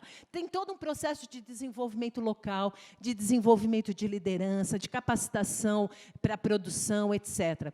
E nós espalhamos pelo semiárido e por várias outras regiões também pobres do Brasil, mais de 1 milhão de cisternas, e que hoje chegou a um orçamento. Olha só o que aconteceu com... Olha o que era o orçamento das cisternas, chegou a 2 bilhões, e olha o que estava previsto, 212 milhões esse ano, sendo que parte deles não está sendo executado. Quero só ler uma parte de uma carta, de um manifesto, que a 5ª conferência, que teve esse lema de comida de verdade no campo e na cidade, por soberania e direitos humanos, uma das atividades que a gente teve na conferência, além de analisar a conjuntura, pensar nisso, pensar em programa, nós, naquele momento, sempre é importante, mas naquele momento estava muito claro a importância de nós nos dirigirmos à sociedade brasileira e falar para a sociedade brasileira o que é comida de verdade na perspectiva da segurança alimentar e nutricional e do direito humano à alimentação adequada. Nós, então, elaboramos um manifesto, que foi um manifesto que foi elaborado, literalmente, por todos os 2.200 participantes da conferência. Nós fomos fazendo um processo de participação, começamos em pequenos grupos, esses pequenos grupos foram se juntando, depois fomos fazendo um processo de concentração e chegamos num texto. Ele tem um valor muito importante pelo que ele fala, mas ele também tem um valor muito importante pela maneira como ele foi feito. Ele não foi escrito por um grupo... Eu não estou desqualificando esses processos, só estou falando que esse foi diferente. Muitas vezes, a gente chega na conferência com uma carta política, por exemplo, que é elaborada por um grupo, depois é discutida e submetida ao conjunto, à plenária. Esse não. Todo mundo que estava lá escreveu. E eu tenho certeza que todo mundo que estava lá, quando lê esse manifesto, fala, essa palavra aqui eu falei, essa parte aqui fui eu que fiz. Essa aqui é uma das cenas da nossa conferência, ela foi feita em Brasília, em 2015, e eu vou ler só um pedaço para vocês, vou pedir só mais uns 3 minutos. A comida de verdade, ela é salvaguarda da vida. É saudável tanto para o ser humano quanto para o planeta. Ela garante os direitos humanos, o direito à terra e ao território, a alimentação de qualidade e em quantidade adequada em todo o curso da vida. Ela respeita o direito das mulheres, a diversidade dos povos indígenas, comunidades quilombolas, povos tradicionais de matriz africana, povos de terreiro, povos ciganos, povos das florestas e das águas, e demais povos e comunidades tradicionais e camponeses, desde a produção até o consumo. A Comida de Verdade protege e promove as culturas alimentares, a sociobiodiversidade, as práticas ancestrais, o manejo das ervas e da medicina tradicional, a dimensão sagrada dos alimentos. Comida de Verdade garante a soberania alimentar, protege o patrimônio cultural e genético, reconhece a memória, a estética, os saberes, os sabores, os fazeres e os falares, a identidade, os ritos envolvidos, as tecnologias autóctones e suas inovações. Comida de verdade é aquela que é compartilhada com emoções e harmonia. Comida de verdade é aquela que reconhece o protagonismo da mulher, respeita os princípios da integralidade, da universalidade e da equidade. Não mata nem por veneno, nem por conflito. É aquela que erradica a fome e promove a alimentação saudável, conserva a natureza, promove a saúde e a paz entre os povos. Obrigada. Brilhante as apresentações, falando de modelos de sociedade em disputa de vida, né? Direito à existência, a diversidade, a terra, o território. Muito, muito importante a apresentação de vocês aqui nesse momento. Chegou aqui uma pergunta, eu vou começar com ela. Se alguém tiver mais alguma questão, pode trazer essa hora de tecer as redes aqui com o Juan e com a Elisabetta. Então, a pergunta está direcionada para os dois. É possível mudar esse modelo de produção de alimentos no Brasil sem passar pela reforma agrária e questionamento da propriedade privada da terra? Isso porque ainda temos a herança das terras do período colonial, concentrada na mão de poucos e arrendadas para o agronegócio. Em período de eleição, quais os programas de governo discutem e propõem questionamentos a esse modelo de produção? Que a Beta pode começar a responder. A questão da terra é fundamental. Terra e território, não tenho dúvida nenhuma, sim. Nenhuma. O grau de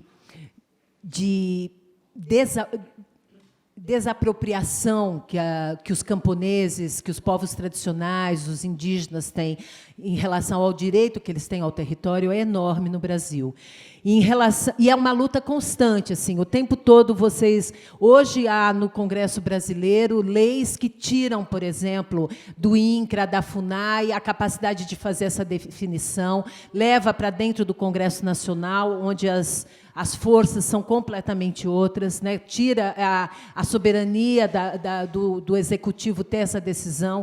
Dentro do Supremo Tribunal Federal, os indígenas, há poucos meses atrás, foram lá defender coisas que já tinham conquistado, os quilombolas, a mesma coisa. Então, há um processo de tensão permanente em relação aos territórios. E essa coisa de falar, aquela meia dúzia de índio naquele monte de terra, eles não fazem nada, isso é completa besteira, completa falta de conhecimento do papel que esses territórios têm, não para os índios, para os indígenas apenas, mas para o país como um todo. O grau de preservação da biodiversidade, dos recursos naturais que essas populações fazem nos territórios que elas ocupam de maneira legítima, é um serviço que eles estão fazendo a todo, não só ao Brasil, mas, na verdade, ao planeta, que não tem dimensão. Então, na verdade, isso é fundamental. E a questão também dos agricultores familiares, dos camponeses sem terra, faz com que a gente perca também um processo econômico que eles podem gerar. Então, a gente tem que olhar a agricultura familiar não como uma ação de assistência social, porque você está lidando com comunidades ou populações pobres que precisam ter ações para reduzir a sua situação de vulnerabilidade. Pelo contrário, a agricultura familiar, apesar da falta de apoio que ela tem, ela hoje, no ranking mundial, ela é a 8ª produtora de alimentos, a agricultura familiar brasileira. Vocês imaginam se ela tivesse o apoio que ela deveria ter, a sua capacidade de produção. E isso não é para eles, é para nós. Então, quando a gente defende, ou quando eles pedem terra, pedem o acesso a um território que é da deles, na verdade, eles não estão pedindo para eles apenas, eles estão pedindo para uma outra forma da sociedade e da economia brasileira se organizar. E o CONSEA, a sociedade civil do CONSEA fez uma análise dos 13 planos de governo, dos 13 candidatos e candidatas à presidência da República. E o grau de ausência desses temas, na maior parte dos programas, é algo muito preocupante. Nós encontramos programas de governo para a presidência da República que não fala uma única vez, em pobreza, em fome, em agricultura. Vocês acreditam que um plano de governo para a presidência da República possa não falar pelo menos uma vez? É muito... assim, é uma coisa surpreendente, é surpreendente isso. Esse é um documento que está circulando nas redes sociais, onde a gente pegou 20 palavras-chave e foi fazendo busca nos programas e olhou quando encontrávamos essas palavras, nós olhávamos qual que era a proposta, né? O quanto ela estava coerente com esse conceito de segurança alimentar institucional ou quanto ela divergia disso. Então, há programas extremamente... Tem a ausência, e, fora da ausência, tem programas que simplesmente colocam, por exemplo, essa questão de terra e território como questões policiais, como questão de risco à propriedade privada, etc. Né? A terra... ela tem uma propriedade privada, é lógico, mas ela também tem uma função social. E, dentro da função social da terra, você precisa pensar o quanto isso é fundamental de ser realizado para gerar mais justiça e até mais qualidade e produção. Obrigada, Elisabetta. Juan, você poderia dar um panorama na Colômbia, como é esse processo? De repente, trazer algumas informações sobre a agroecologia. Você falou sobre... né, processos agroecológicos. Fiquei curiosa de conhecer un poco sobre esa realidad en Colombia. Bueno, en Colombia la apuesta agroecológica es una apuesta que están movilizando mucho las organizaciones campesinas de base y las organizaciones indígenas, los pueblos étnicos, pero obviamente se enfrenta con una férrea oposición por parte del Estado y el poder corporativo, ¿no? Las apuestas agroecológicas incluso se han llegado a identificar como apuestas políticas de la subversión, cuando se trata de legitimarlas desde el poder político, pero las organizaciones sociales de base saben que en la lógica del conflicto histórico en Colombia, la manera como se puede llegar a construir unas alternativas alimentarias y de soberanía alimentaria están muy relacionadas con el tema de la agricultura familiar y el tema de la agroecología. No en vano fue uno de los asuntos más candentes de discusión cuando se estaba construyendo el acuerdo de paz entre el gobierno colombiano y la insurgencia de las FARC. Y una vez firmado el acuerdo de paz, es precisamente uno de los elementos más resistidos por parte del Estado en términos de lograr avances en esa dirección. Entonces, yo te puedo resumir mi respuesta diciendo que, en efecto, la apuesta agroecológica es clave para las organizaciones de base sociales en Colombia, pero asimismo es visto como un enemigo potencial por parte del poder corporativo, ¿no? Lo que quieren en Colombia es el monocultivo, digamos, las apuestas económicas del Estado colombiano es el monocultivo, en eso no hay discusión e incluso son muy directos diciéndolo, esto no se negocia, ¿sí? Esta es la apuesta económica del país y esto no es sujeto de negociación con nadie, son tremendamente francos el Estado al decirlo de esa maneira. Certo, obrigada. Tem uma pergunta aqui para a Elisabetta, eu não estou entendendo uma parte da letra, eu vou ler aqui, se alguém, quem enviou a pergunta puder me ajudar. O mapa da insegurança e da segurança alimentar estratégica de monitoramento da política de SAM tem sua continuidade garantida? Ela sistematiza dados importantes para mostrar o impacto que as medidas de austeridade têm produzido? Está correta a pergunta para quem enviou? Quem enviou a pergunta? Está correto? Não sei. Vamos lá de novo. Tá. O mapa da insegurança e segurança alimentar. Está falando do mapa INSAM? Tá. Isso. Tá. Se tem continuidade garantida.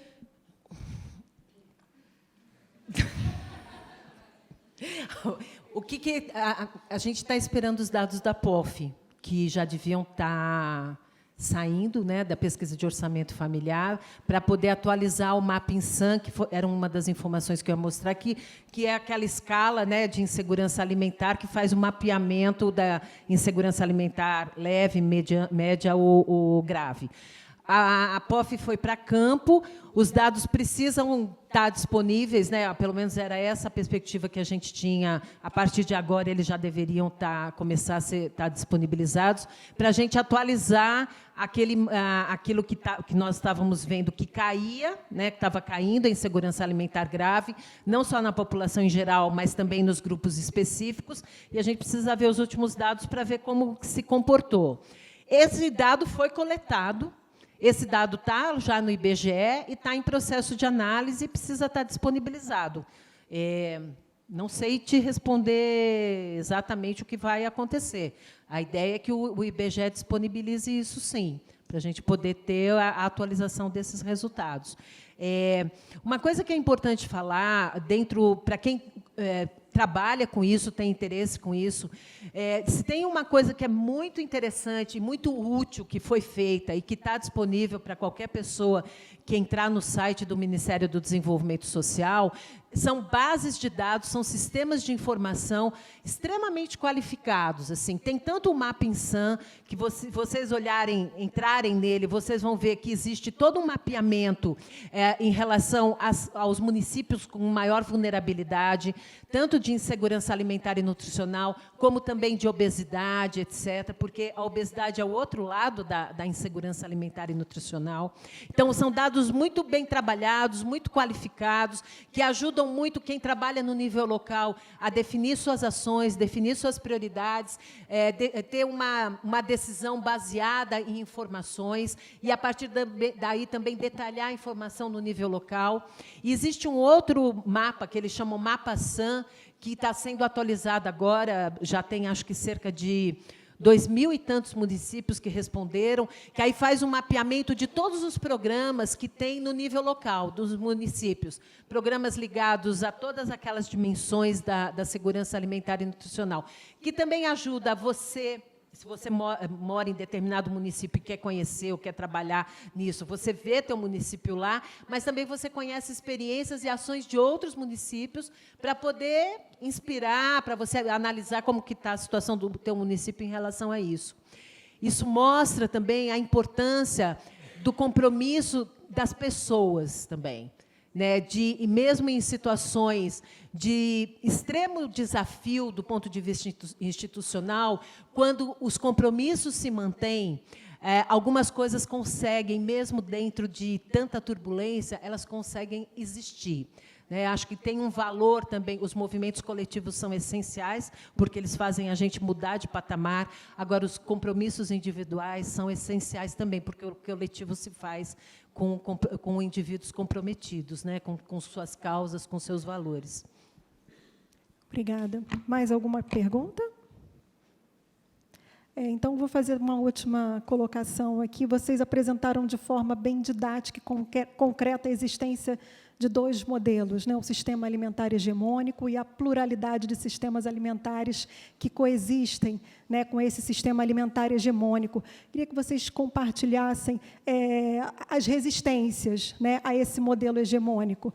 Né? A gente sabe aqui no Brasil que as resistências são muitas experiências em todo o Brasil. Queria que a Beta escolhesse, elegesse algumas experiências para compartilhar concretamente como essas brechas, essas resistências vão avançando e se contrapondo a esse modelo, e o Juan também compartilhar experiências que pudessem mostrar a força dessa resistência que vai florescendo por entre as brechas, como você falou das caixinhas com os furinhos, né? Como é que a gente pode vislumbrar esse cenário que vem se contrapondo cada vez mais forte no campo político, no campo das governanças, como é que isso vem acontecendo concretamente?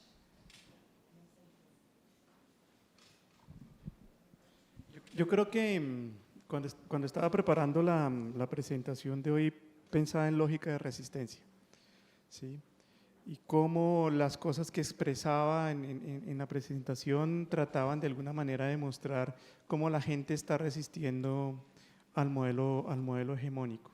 Pero una cosa que quisiera llamar la atención es que son, así como el capital tiene una lógica de adaptarse rápidamente a los desafíos que se le presenta para tratar de extraer una mayor cuota de ganancia y aprovechar incluso las dificultades, acordémonos que es un lema del capitalismo, ¿no? Aprovechar las dificultades para quedar en un lugar mejor. Digamos que las lógicas de resistencia en nuestros países han incorporado también esa visión, ¿no? Y rápidamente se están readaptando a los desafíos que les impone el contradictor, ¿no? Una cosa que yo quisiera destacar, por lo menos del caso colombiano, es que cuando hubo, y qué pena que vuelva al mismo tema, pero cuando hubo la negociación del acuerdo de paz, en el punto número 1 de los 6, el acuerdo de paz, eran 6 puntos distintos, el primero era el de reforma rural integral, la última parte aboga por la instauración de un sistema progresivo para la garantía del derecho humano a la alimentación. Y eso fue movido por las organizaciones campesinas, pues porque la insurgencia de las FARC es de origen campesino, ¿sí? Lo interesante es que metieron el componente nutricional, ¿sí? Metieron el componente nutricional ahí porque identificaban que la defensa del derecho a la alimentación y la protección del campesinado era una precondición para la adecuada alimentación de las poblaciones urbanas, pero además una precondición para superar el escenario de conflicto bélico en el país. Porque algo que se le olvida mencionar a los periodistas, a los políticos y a algunos historiadores, es que el conflicto bélico en país de Colombia, por lo menos en la época reciente, de los años 30 para acá, solo un dato, Colombia no ha tenido un año de paz desde la época de la independencia. Siempre han habido guerras civiles una tras otra, golpes de Estado, digamos, tenemos un récord en eso, ¿sí? Uno de los desencadenantes del conflicto bélico en Colombia fue el tema del hambre. El tema del hambre fue desencadenante de la guerra interna en el país. Entonces, muchas de las resistencias que se configuran en Colombia, en donde ya se está uniendo además el componente nutricional, apuntan a queremos superar esos condicionamientos históricos que nos llevaron a que nos matáramos 600.000 colombianos en 50 años, ¿sí? Entonces, a mí me gusta mucho llamar la atención sobre eso, pues, sobre cómo ese tipo de resistencias va más allá de hablar del alimento como tal, ¿no? Tiene otras connotaciones muy importantes en países como el nuestro. Tem luta, tem resistência, tem estratégias, né, como vocês apresentaram.